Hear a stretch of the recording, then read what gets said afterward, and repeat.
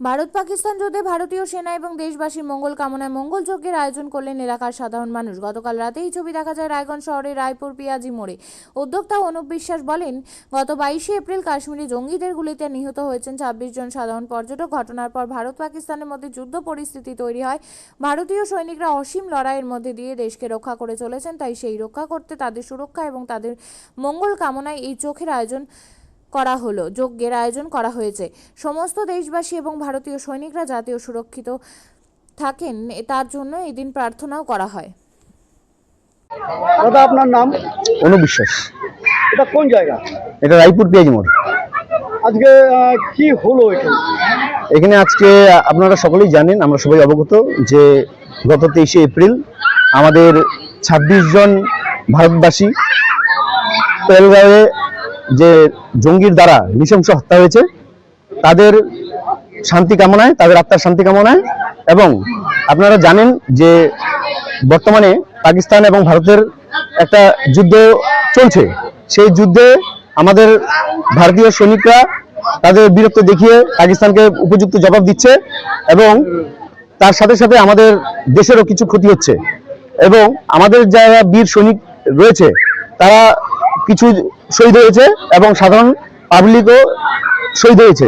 আমরা সকল বীর সৈনিক এবং গোটা ভারতবাসীর মঙ্গল কামনায় আজকে রায়পুর পিয়াজি মোড়ে আমরা যোগ্য অনুষ্ঠান, মঙ্গল অনুষ্ঠান আমরা করলাম। কখন শুরু হয়েছে? আমরা করেছি সন্ধ্যা 6টা থেকে কটা পর্যন্ত চললো? 9:30 10টা পর্যন্ত চলেছে। আর কোথা থেকে এখানে সব এসেছিল? এখানে রায়পুর তথা আশেপাশের গ্রাম থেকে সবাই এখানে অংশগ্রহণ করেছিল আজকে। আর কি কি হলো এখানে? এখানে আমাদের যোগ্য অনুষ্ঠানের সাথে আমরা যোগ্য অনুষ্ঠান শেষে আমরা সকলকে আমরা এখান থেকে প্রসাদ বিতরণ করেছি। এই যে আপনারা যে মহাযজ্ঞের যে আয়োজন করেছেন, এর আর্থিক সহযোগিতা কোথাও? এখানে আর্থিক সহযোগিতা বলতে আমাদের এখানে যারা যারা আজকে অংশগ্রহণ করেছিল প্রত্যেকেই তাদের সাধ্যমতো এখানে তারা টাকা দিয়েছে, আমাদেরকে সাহায্য করেছে। তো এবার কি মনে করছেন আপনারা যে পাকিস্তানকে কি পুরো জব্দ করতে পারবে ভারত? পাকিস্তানকে অলরেডি আপনারা খবরের কাগজ বা আমরা টিভি চ্যানেলে দেখছি যে পাকিস্তান বর্তমানে নাস্তানুবুদ, পাকিস্তানের কোনো অস্তিত্বই থাকবে না। আমরা আশা করি যদি ভারত তার সম্পূর্ণ শক্তি দিয়ে নামে।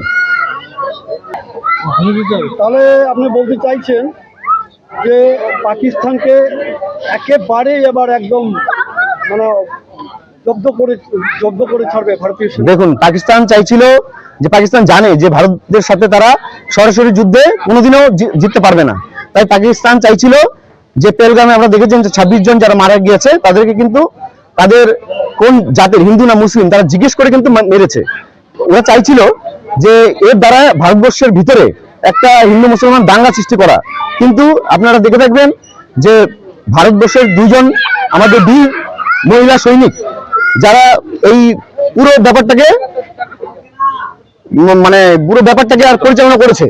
তা এখানে কিছু তার হামলার 2-3 দিন পরেই আমাদের ঝন্টু শেখ নামে একজন আমাদের মুসলিম ভাই মারা গেছে। তাই আমাদের ভারতবর্ষ হিন্দু মুসলমানের কোনো ভেদাভেদ নেই, এখানে জাতি ধর্ম সমন্বয়ে আমাদের ভারতবর্ষ, এটাই তার প্রমাণ। তাই আমরা এক থাকলে আমাদের পাকিস্তান কেন, বিশ্বের কোনো দেশই আমাদেরকে কিছু করতে পারবে না, এই আশা মনে করি। ভারতের দুদিনের প্রত্যাঘাতে পাকিস্তানের বিভিন্ন জায়গায় জঙ্গি ডেরাগুলো গুড়িয়ে দিয়েছে 2 দিন যাবৎ।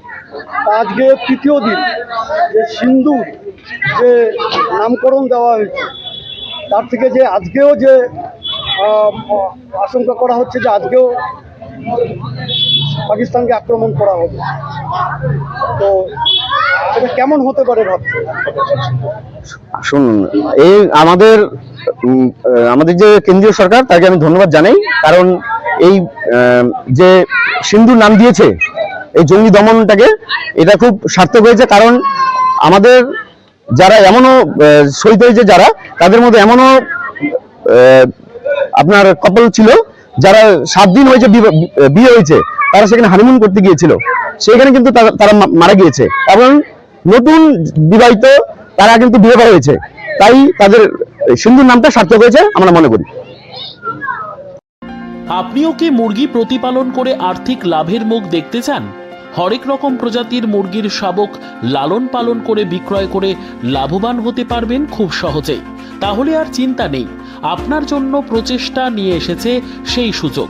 একই ফার্মে হরেক রকম প্রজাতির মুরগি পেয়ে যাবেন এখানে রয়েছে করকনাথ মুরগি, এছাড়াও আছে গিনি, ফ্রিগেল, টার্কি দেশি, এছাড়াও কোয়েল মুরগির শাবক পাইকারি এবং খুচরো বিক্রয় করা হয়। যারা মুরগি পালন করে লাভবান হতে চান তাদের সকলকে আহ্বান জানাই আমরা। আজই চলে আসুন আমাদের প্রতিষ্ঠানে। আমাদের ঠিকানা মহারাজাহাট, রায়গঞ্জ, উত্তর দিনাজপুর। মোবাইল নম্বর 8250428960, 8145717292, 9907063902। শিক্ষাই জাতির মেরুদণ্ড। ছোট ছোট শিশুদের প্রাথমিক শিক্ষা পরিপূর্ণ না হলে আগামীতে সেই শিশুরা সঠিক পথে চলতে গিয়ে হোঁচট খায়। শিশুদের এই শিক্ষার প্রয়োজনীয়তাকে সামনে রেখেই গত 1 বছর ধরে পরিষেবা দিয়ে চলেছে জিনিয়াস এডুকেয়ার একাডেমি। শিশুদের অত্যাধুনিক শিক্ষায় শিক্ষিত করে তোলার একমাত্র বিশ্বস্ত প্রতিষ্ঠান এই একাডেমি। এখানে অভিজ্ঞ শিক্ষক শিক্ষিকা দ্বারা যত্ন সহকারে মাতৃভাষা বাংলা মাধ্যমে পড়ুয়াদের শিক্ষা দেওয়া হয়। একেবারে খেলার ছলে বিনোদনমূলকভাবে বাচ্চাদের এখানে পাঠ দেওয়া হয়। পড়াশোনার পাশাপাশি বাচ্চাদের বিনোদনের ব্যবস্থাও রয়েছে এখানে।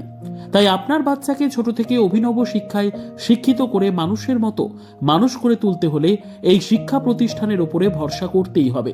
আমাদের ঠিকানা জিনিয়াস এডুকেয়ার একাডেমি, স্থান ঘুঘুডাঙ্গা মোড়, পোস্ট ভূপালপুর, রায়গঞ্জ, উত্তর দিনাজপুর।